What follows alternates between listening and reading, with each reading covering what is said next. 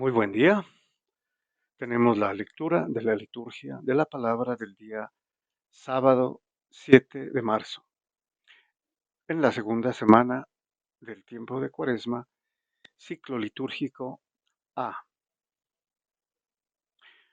Muy bien, recordemos entonces que estamos en este periodo o tiempo de penitencia, de arrepentimiento, de acercarnos a Dios.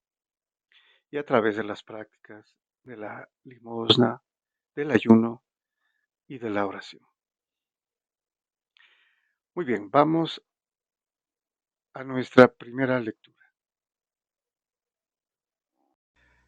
Tenemos la lectura de la profecía de Miqueas, capítulo séptimo, versículos del 14 al 15 y del 18 al 20. Bueno, un poquito de contexto.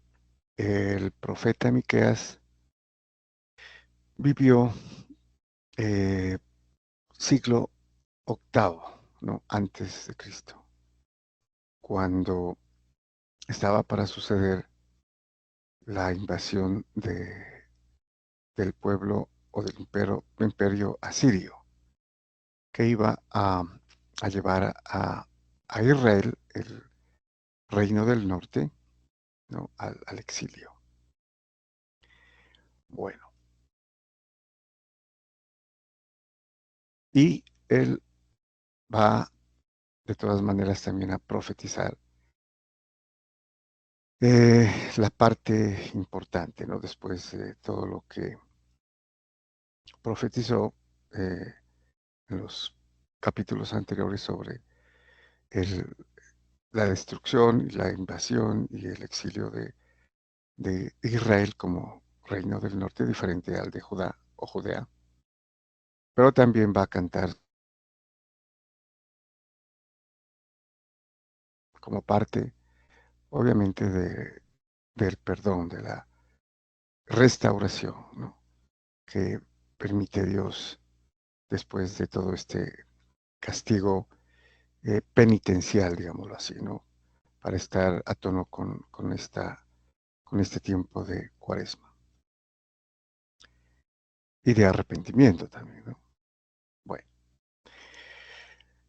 nos dice el profeta Miqueas: pastorea a tu pueblo, Señor, con tu cayado, al rebaño de tu heredad, que anda solo en la espesura, en medio del bosque, que sea paciente como antes en Basán y en Galad, como cuando saliste de Egipto, les haré ver prodigios.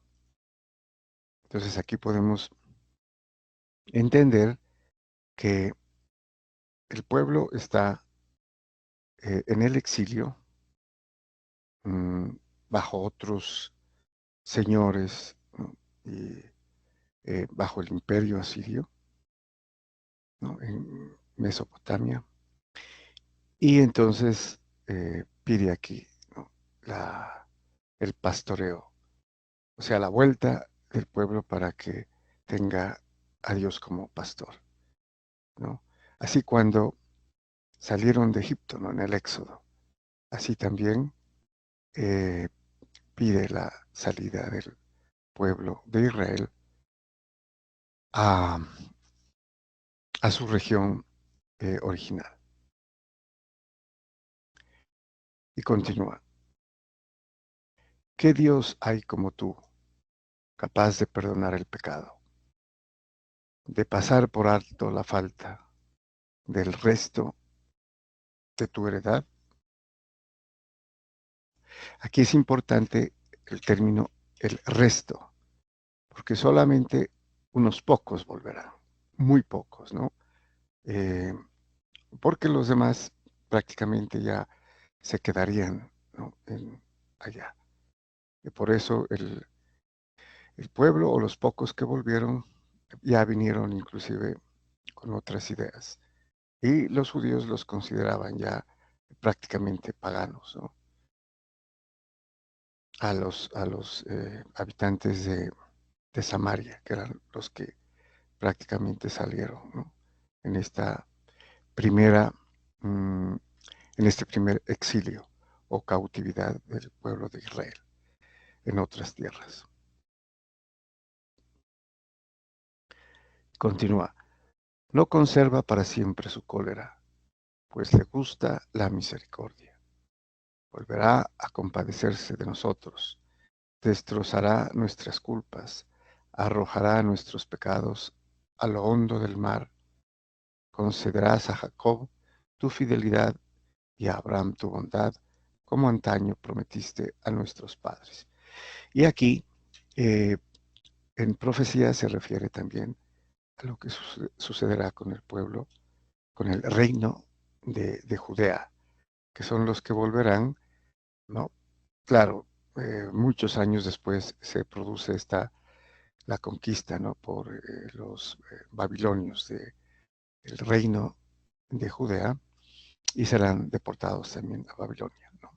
En el año 586 antes de Cristo, pero volverán, ¿no? Y son los que reconstruirán el templo que obviamente con Nabucodonosor es destruido, ¿no? Importante también el perdón de los pecados, ¿no? El castigo es la deportación, el exilio, el estar dominados, ¿no? Eh, como en otras ocasiones, como en Egipto. Pero volverán, ¿no? Volverán a través de eh, personajes, inclusive paganos, ¿no? Que les permiten volver, como el rey eh, Ciro y Darío, que eh, los eh, prácticamente establecen, ¿no? Por decreto la vuelta de los judíos a reconstruir su tierra. Pero es providencia divina, ¿no? El perdón que les concede a los judíos. Muy bien, vamos al Salmo responsorial. Este salmo también está a tono con lo que acabamos de leer del profeta Miqueas, ¿no? Sobre el perdón. Es un canto, un himno de acción de gracias a la misericordia de Dios. Grande que su justicia para salvar a los pecadores. Y su responso es, el Señor es compasivo y misericordioso. Podríamos completar lento a la cólera y rico en piedad, ¿no? Bueno, nos dice el salmista, bendice alma mía al Señor y todo mi ser a su santo nombre. Bendice alma mía al Señor y no olvides sus beneficios. Él perdona todas tus culpas y cura todas tus enfermedades. Él rescata tu vida de la fosa y te colma de gracia y de ternura. Canta entonces, ¿no? Eh, como acción de gracias y alabanza a la misericordia del Señor, que es quien perdona todas las culpas, ¿no? Del pueblo y cura todas sus enfermedades. Continúa, no está siempre acusando ni guarda rencor perpetuo, no nos trata como merecen nuestros eh, pecados, ni nos paga según nuestras culpas. Porque si nos tratara, como dice en otra parte, ¿no? La escritura, si nos tratara de acuerdo a nuestras culpas, ¿quién podría salvarse? ¿No?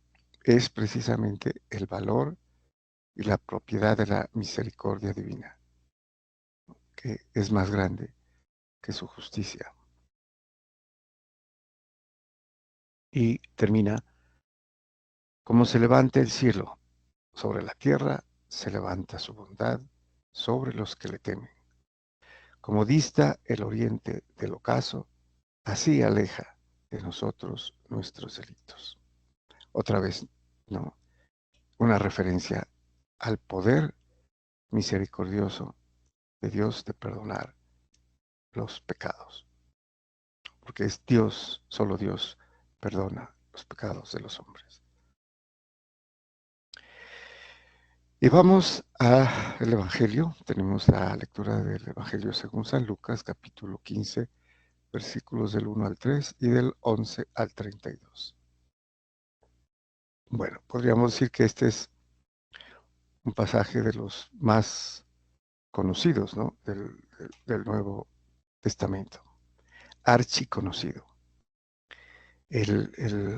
La parábola de, del Hijo Pródigo, ¿no? Que debería ser la parábola del Padre Misericordioso. Sin embargo, el centro aquí es la conversión, ¿no? El arrepentimiento. El arrepentimiento, la penitencia y la conversión. Bueno, habrá algunas observaciones al texto que intentaremos pues hacer.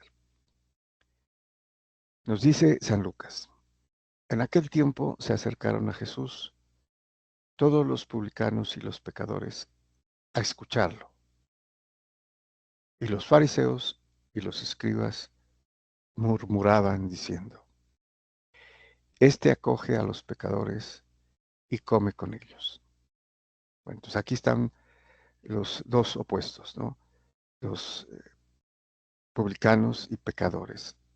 Lo escuchaban y aceptaban, ¿no? Que él era el Cristo, o sea, el Mesías. Pero los fariseos estaban ahí para criticar, para murmurar, para eh, a- hacer cualquier tipo de pregunta capciosa, ¿no? Pues lo que quieren hacer ellos es ponerle una trampa al Señor. Bueno, Jesús les dijo esta parábola. Un hombre tenía dos hijos. El menor de ellos dijo a su padre, Padre, dame la parte que me toca de la fortuna. Bueno, aquí podríamos, el término es de la hacienda, o sea, de la herencia, ¿no? Más que de la fortuna. Y es algo que en la cultura judía legalmente eran dos hijos. Entonces se dividía la hacienda, o sea, todas las propiedades que tenía el padre entre tres, entre los dos hijos y él, ¿no? Pero él también podría decidir repartir su parte, su propia parte, ¿no? Y dársela. Pero aquí el hijo pide su parte, que sería la tercera parte de la hacienda, de la herencia. El padre les repartió los bienes. No muchos días después, el hijo menor, juntando todo lo suyo, se marchó a un país lejano y allí derrochó su fortuna viviendo perdidamente. Bueno, aquí también es interesante eh, comentar u observar que esta es la justificación del término pródigo, ¿no? Vivió pródigamente, diríamos, ¿no? Para hacerlo más afín, viviendo perdidamente, o sea, con toda clase de lujos, de festines, ¿no? Malgastando la plata, ¿no? Derrochó su hacienda o la parte que le correspondió de la herencia, viviendo pródigamente, por eso es el hijo pródigo, ¿no? Malgastador, derrochador, que malgastó su parte. Cuando lo había gastado todo, vino por aquella tierra un hambre terrible, y empezó él a pasar necesidad. Fue entonces y se contrató con uno de los ciudadanos de aquel país que lo mandó a sus campos a apacentar cerdos. Bueno, aquí también es importante contextualizar que un judío no podría apacentar cerdos porque era considerado eh, maldito, ¿no? Eh, el cerdo era de lo peor que ellos podrían, por eso tampoco pues podían ni siquiera comer cerdo, ¿no? Eh, pero le tocó esto, y aquí ya empezamos a ver lo que él tiene que hacer, ¿no? Y podríamos insinuar aquí un aspecto penitencial, ¿no? Fue a apacentar cerdos. Deseaba saciarse de las algarrobas que comían los cerdos, pero nadie le daba nada. Sigue, ¿no? Aquí, entonces, tan bajo cayó, ¿no?, en su dignidad que deseaba comer lo que comían los cerdos, pero ni aún así le daba a nadie nada.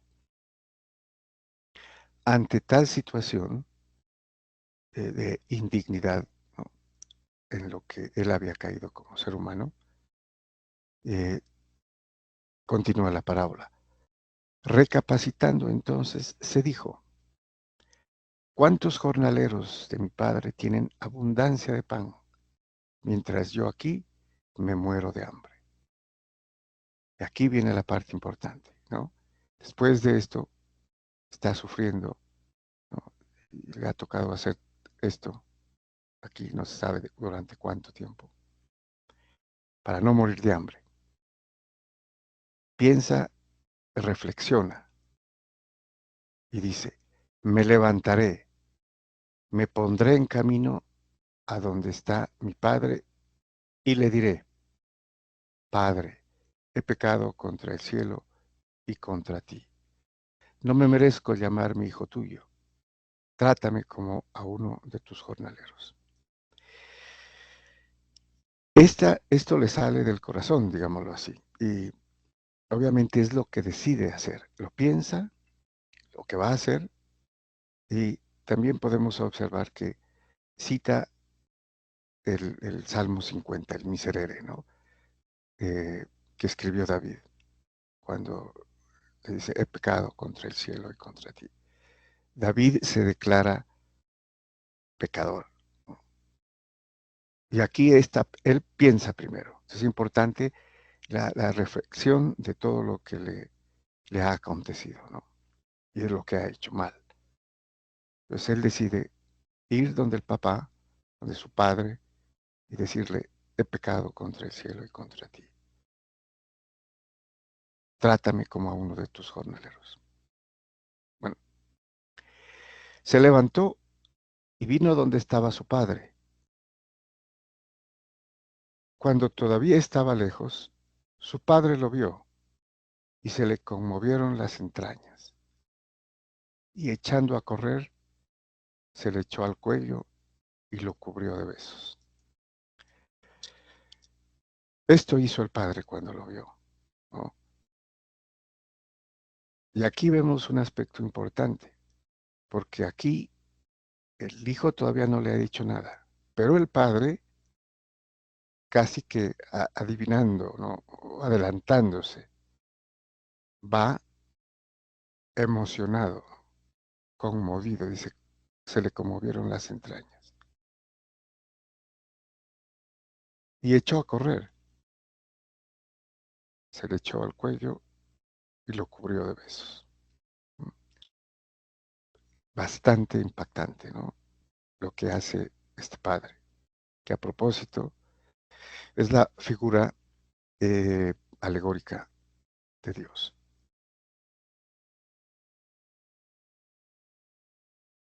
Su hijo le dijo: Padre, he pecado contra el cielo y contra ti.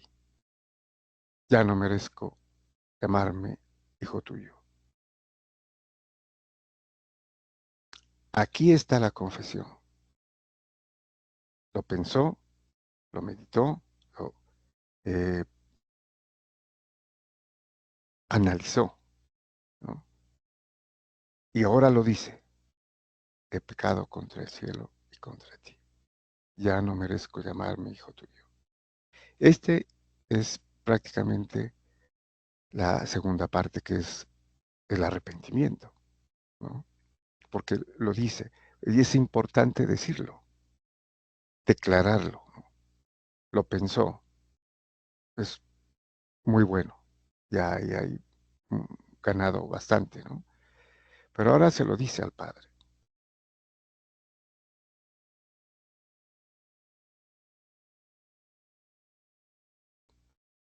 Continúa. Pero el Padre, perdón, pero el Padre dijo a sus criados, saquen enseguida la mejor túnica y vístansela, pónganle un anillo en la mano y sandalias en los pies, traigan el ternero cebado y sacrifíquenlo, comamos y celebremos un banquete, porque este hijo mío estaba muerto y ha revivido, estaba perdido y lo hemos encontrado. También es interesante ver que el padre no contestó nada, ¿no? Ante el arrepentimiento y la declaración de culpa del hijo, sino que su reacción inmediata fue decirle a los criados, saquen enseguida la mejor túnica y vístansela, pónganle el anillo en la mano y sandalias en los pies y celebremos una fiesta, ¿no? Con el ternero cebado. Comamos y celebremos. Mm. Podríamos imaginarnos, ¿no? Toda esa alegría que sentía. Y es precisamente en la figura de este Padre que está Dios mismo, ¿no? Y lo ha manifestado ya Cristo antes de esta parábola a los fariseos, diciéndole, hay más fiesta en el cielo por un pecador que se convierte que por 99 justos que no necesitan conversión. ¿Mm? Y aquí está precisamente explícita, ¿no? La fiesta que se realiza, ¿no? En el cielo, con todas estas bondades, digámoslo así, de este hijo que se ha arrepentido y ha vuelto al Padre. Continúa. Y empezaron a celebrar el banquete. Entonces, también podemos, sin dudarlo, ¿no? Comparar esto al banquete celestial, al banquete de bodas del Cordero, ¿no? Donde se celebra, ¿no? Que alguien haya eh, vuelto a la vida, que es lo que va a decir al Padre a continuación. Su hijo mayor estaba en el campo. Cuando al volver se acercaba a la casa, oyó la música y la danza, y llamando a uno de los criados le preguntó qué era aquello. Este le contestó, ha vuelto tu hermano, y tu padre ha sacrificado el ternero cebado, porque lo ha recobrado con salud. Él se indignó y no quería entrar, pero su padre salió e intentaba persuadirlo. Entonces él respondió a su padre, mira, en tantos años, ¿cómo te sirvo sin desobedecer? Nunca una orden tuya, a mí nunca me has dado un cabrito para tener un banquete con mis amigos. En cambio, cuando ha venido ese hijo tuyo, que se ha comido tus bienes con malas mujeres, le matas el ternero cebado. Aquí podemos ver el descontento del hermano, ¿no? Del hermano mayor. Y pues los celos, ¿no? Ante la situación que él dice ser fiel y no ha tenido una fiesta, ¿no? Como la de su hermano, que ha despilfarrado toda su hacienda, ¿no? Toda su parte de la herencia. Esto tiene mucho que ver con lo que les había manifestado antes de esta parábola que les dice, ¿no? Hay más fiesta en el cielo por un pecador que se convierte que por 99 que no necesitan conversión. Aquí es el reflejo de esto, ¿no? El padre le dijo, hijo, tú estás siempre conmigo y todo lo mío es tuyo. La parte de la herencia que les decía, ¿no? También es del hijo. Pero era preciso celebrar un banquete y alegrarse porque este hermano tuyo estaba muerto y ha revivido. Estaba perdido y lo hemos encontrado. Así, tal cual podríamos inferir, ¿no?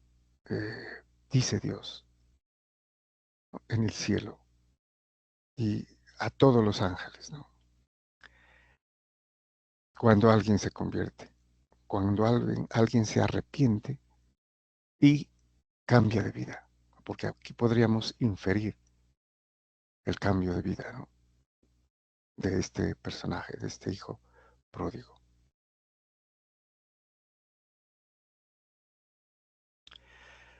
Muy bien, muchas gracias y bendiciones.